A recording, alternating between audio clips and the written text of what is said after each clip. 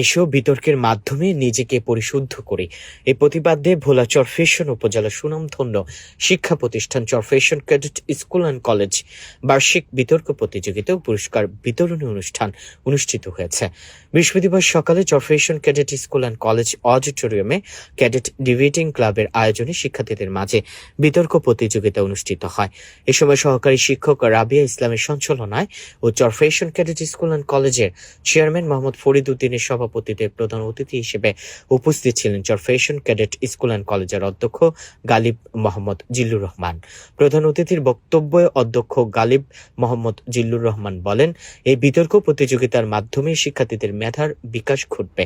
মেধাবীরাই কখনো বেকার থাকে না। নতুন প্রজন্মকে অবশ্যই মেধা বিকাশের মাধ্যমে নিজেকে এগিয়ে নিয়ে যেতে হবে। মানসম্মত ও সুশিক্ষার কোনো বিকল্প নেই। শিক্ষা হলো একটি জাতির মেরুদণ্ড। তাই পড়ালেখায় নিজেকে ভালো রেখে প্রাতিষ্ঠানিক শিক্ষার পাশাপাশি নৈতিকতাপূর্ণ মানবিক সমাজ ব্যবস্থা সৃষ্টির লক্ষ্যে এবং সুশিক্ষিত জাতির গঠনে তোমাদের গুরুত্বপূর্ণ ভূমিকা রাখতে হবে। প্রতিযোগিতায় বিচারক হিসেবে দায়িত্বরত ছিলেন বিদ্যালয়ের উপাধ্যক্ষ মোহাম্মদ মনিরুল ইসলাম, সিনিয়র শিক্ষক রুহুল আমিন সাকিব, সাজ্জাদ হোসেন ও লিপটন রয়। ছাত্রছাত্রীবৃন্দ, তোমরা আজকে এত বড় একটা বিতর্ক অনুষ্ঠানে উপস্থিত হয়ে তোমরা তোমাদের নিজের জ্ঞান দক্ষতা প্রমাণ দিয়েছ।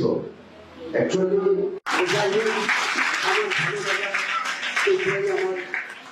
তোমরাই আমার ভালো লাগা, তোমরাই আমার ভালোবাসা।